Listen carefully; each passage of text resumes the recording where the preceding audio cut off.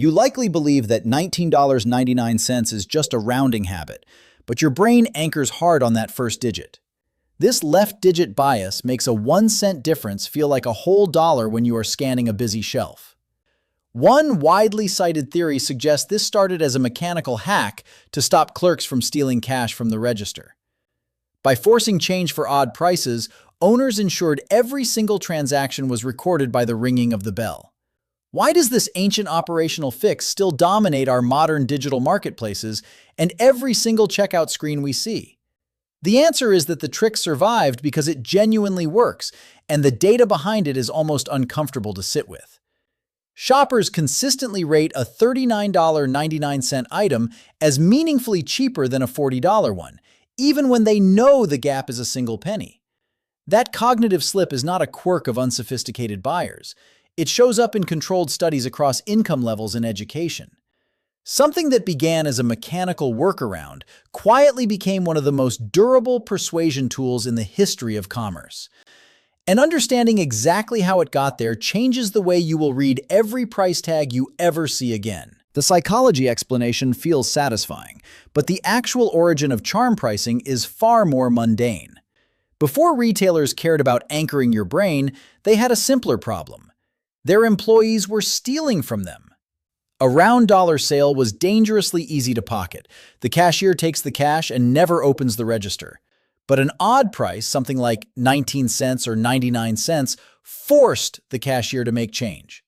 Making change meant opening the drawer, and opening the drawer meant a transaction record existed. The register wasn't a sales tool. It was a surveillance device aimed at the staff. Retailers stumbled onto a theft control mechanism and only later noticed that customers seemed to prefer those odd prices anyway. That realization turned an operational hack into a deliberate persuasion strategy, and the persuasion story eventually swallowed the original one whole. Most pricing conventions follow exactly this pattern, born from friction, then reframed as genius once the friction disappears. The psychology was always real, but it wasn't the reason anyone started doing this. The cashier trick outlasted the cash register because the brain has a flaw, and retailers found it before scientists named it. When you see $19.99, your mind doesn't read the price the way your eyes scan a sentence left to right all the way through. It anchors on the leftmost digit first, and that anchor sets the entire frame before the rest of the number even registers. 19 feels categorically closer to 10 than to 20, even though the gap is a single penny. That's not a rounding error in your thinking. That's the architecture of how the brain encodes magnitude. Researchers call it left-digit bias, and it's been documented across dozens of pricing studies with real purchase decisions, not just surveys. The effect isn't subtle. A price drop from $20 to $19.99 outperforms a drop from $22 to $21.99, even though both cuts are identical in size. Your brain doesn't compare the full numbers. It compares the leading digits and calls the job done. So the penny isn't doing the work of a penny, it's doing the work of a whole dollar in your head. The question is whether that effect holds up the same way everywhere, or whether context quietly rewrites the rules. The research does back the 9, but only up to a point, and that point matters enormously. A landmark MIT and University of Chicago study tested identical clothing at $34, $39, and $44, and the $39 version outsold both. Not the cheapest option, not the most expensive, but the one ending in 9 won the shelf. That result sounds like a universal law until you look at what breaks it. Researchers found that charm pricing lifts demand reliably for everyday, low-involvement goods where shoppers aren't thinking hard. But shift the category to luxury, and the 9 starts working against you.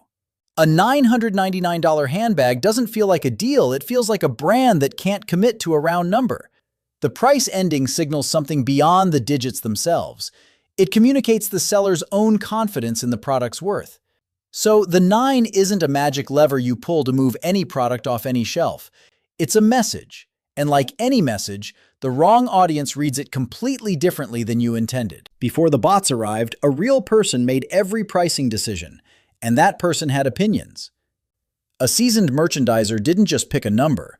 They picked a signal, a story, a position on the shelf. Ending a price in 9 said one thing: this product competes on value, and the customer should feel that. Ending it in 0 said something else entirely, something cooler, more confident, almost indifferent to the discount game.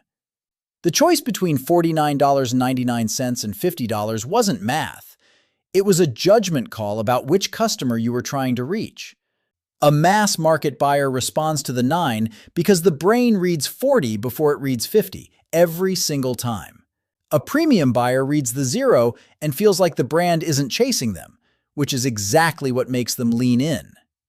Human merchandisers held that tension consciously, category by category, SKU by SKU, season by season. The algorithm that replaced them doesn't hold tension, it just optimizes, and that changes everything. That deliberate human choice is now, for millions of listings, no longer a human choice at all. Repricing software scans competitor prices thousands of times a day and adjusts your listing in seconds. The algorithm doesn't ask whether a price feels trustworthy or signals a bargain to a shopper's brain. It asks one question: is your price the lowest it can be while still clearing your margin floor?